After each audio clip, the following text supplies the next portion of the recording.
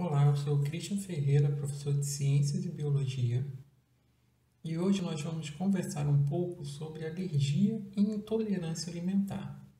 A alergia é diferente da intolerância.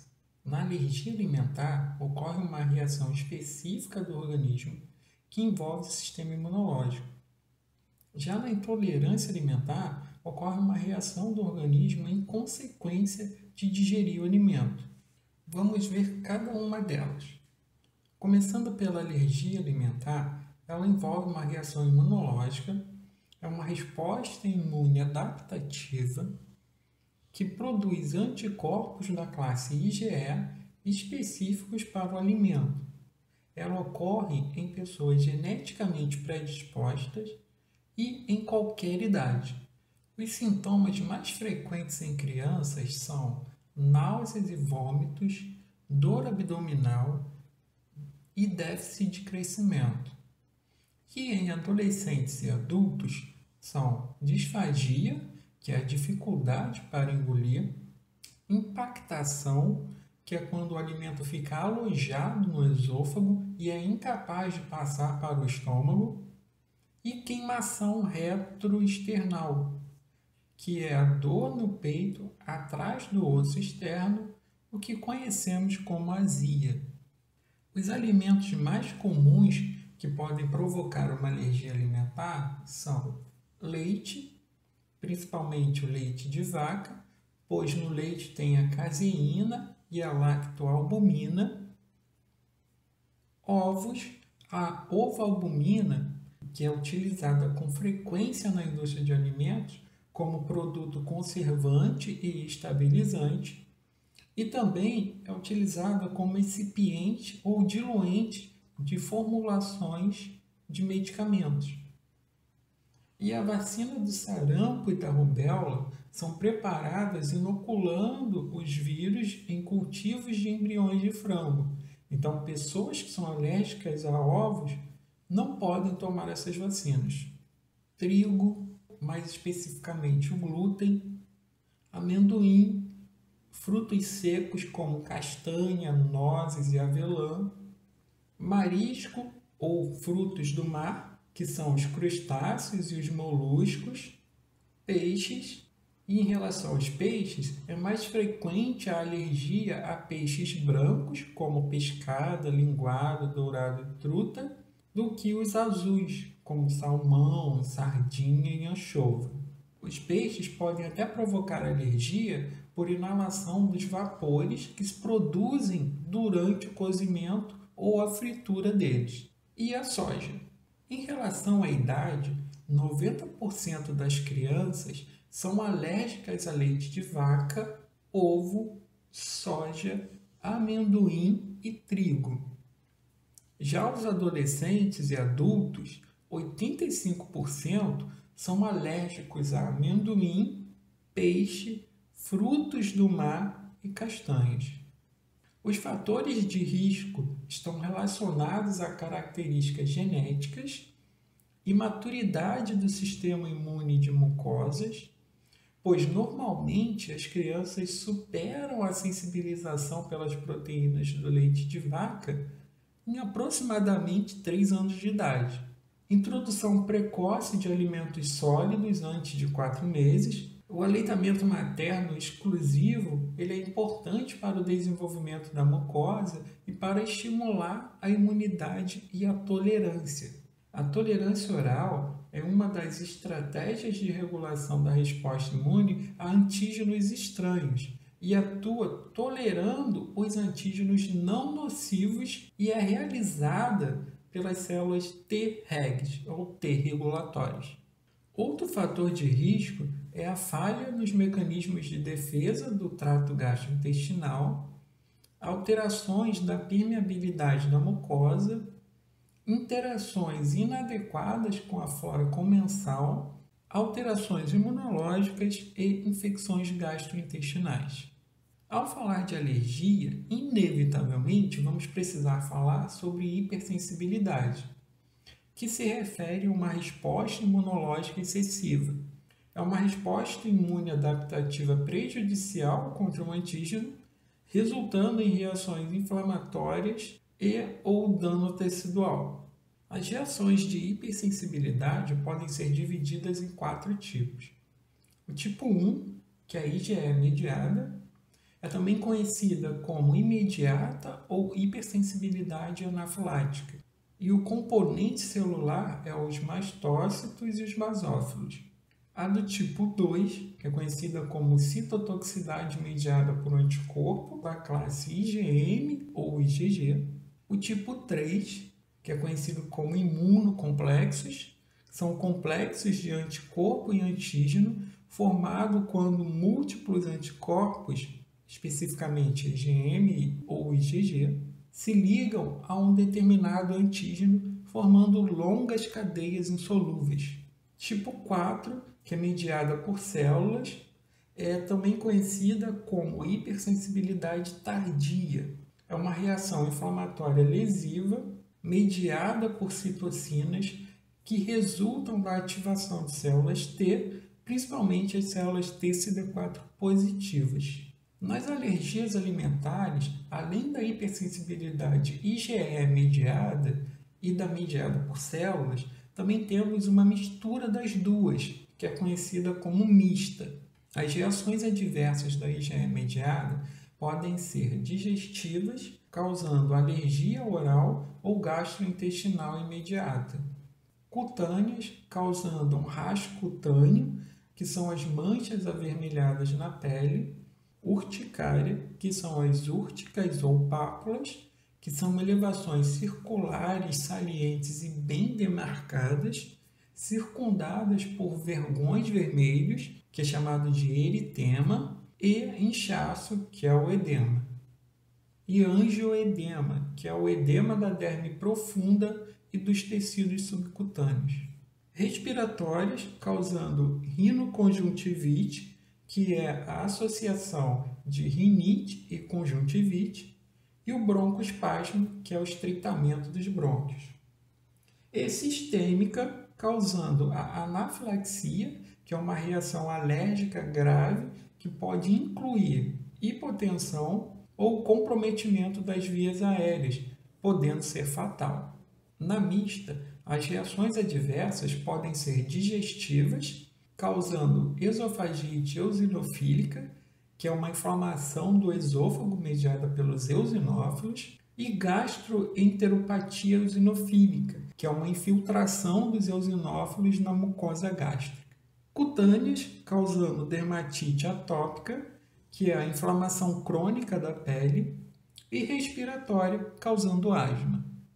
Já nas reações mediadas por células, que é a hipersensibilidade do tipo 4, as reações adversas podem ser digestivas, causando enterocolite, proctocolite e enteropatia, que são inflamações gastrointestinais, cutâneas, causando dermatites, e respiratórias, causando a síndrome de Renner, que é uma síndrome respiratória associada à hipersensibilidade ao leite de vaca. Agora vamos ver como ocorre o mecanismo da alergia alimentar. Os alérgenos ingeridos chegam ao epitélio intestinal, são fagocitados pelas células dendríticas.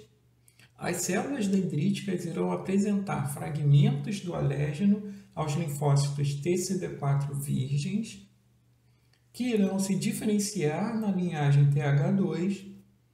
A liberação de L4, L5, L6, L9, L10 e L13 vão ativar o linfócito B, que irão se diferenciar em plasmócitos. Os plasmócitos, quando ativados, liberam IgE e parte dessa IgE se ligará aos receptores presentes na membrana dos mastócitos e dos basófilos. E quando ocorre uma exposição repetida do mesmo alérgeno, os mastócitos e os basófilos ativados degranulam, liberando mediadores como histamina, leucotrienos e citocinas. E esses eventos vão culminar em uma reação imediata, provocando vasodilatação, vazamento vascular e espasmo de músculos lisos e uma reação de fase tardia, provocando uma infiltração de leucócitos, dano epitelial e broncoespasmo. Esses eventos podem ser amplificados ou modificados pelas plaquetas, neutrófilos e eosinófilos.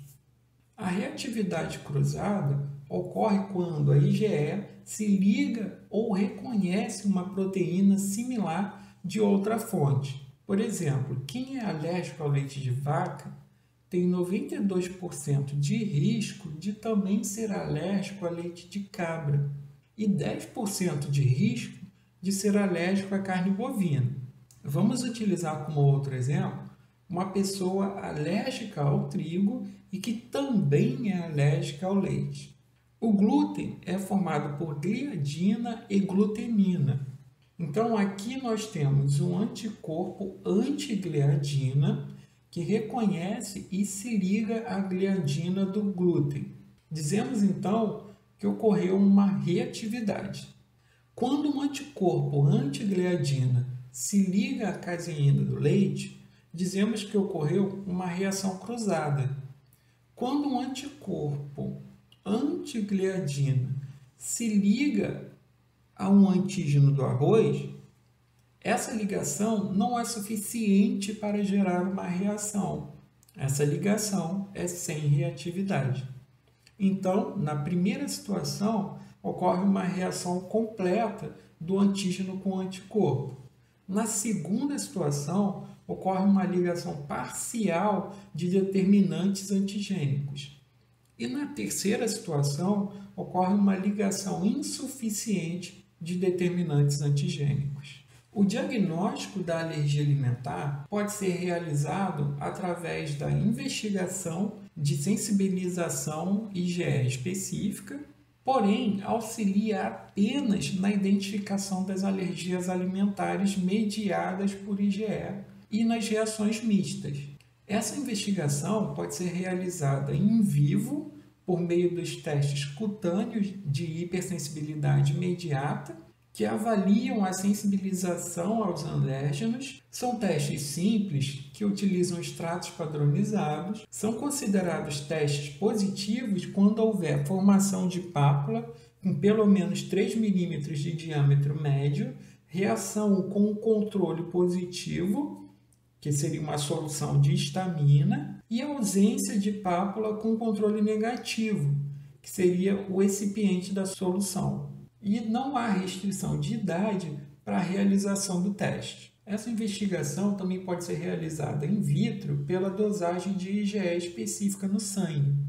O ImmunoCAP-Isaac é a plataforma microarray ou plataforma multiplex disponível comercialmente para detecção de IgE a 112 componentes proteicos provenientes de 51 diferentes fontes de alérgenos.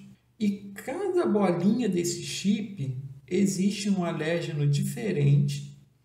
Quando o soro do paciente entra em contato com o chip, se nele estiver a IgE específica para o alérgeno, ela vai se ligar.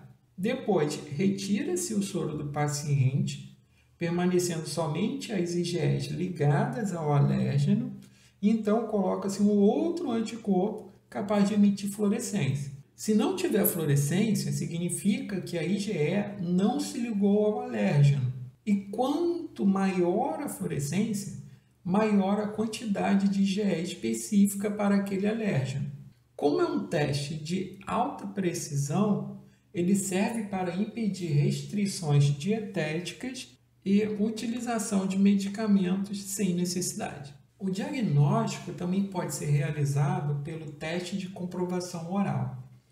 Esse teste é realizado desde 1970 e continua sendo ainda o método mais confiável no diagnóstico da alergia alimentar. Ele consiste na oferta progressiva do alimento suspeito ou de um placebo em intervalos regulares sob supervisão médica para monitoramento de possíveis reações clínicas, após um período de exclusão dietética necessária para a resolução dos sintomas clínicos. Pode ser indicado em qualquer idade, para confirmar ou excluir uma alergia alimentar e também para avaliar a aquisição de tolerância a alimentos. O único tratamento da alergia alimentar comprovadamente eficaz é a exclusão dietética do alérgeno que está causando as manifestações clínicas. O que também auxilia no tratamento é a conscientização do paciente e da família. O que também auxilia no tratamento é a conscientização do paciente e da família, educação e informação, alternativas de substituição dos alimentos, manutenção das necessidades nutricionais e da qualidade de vida.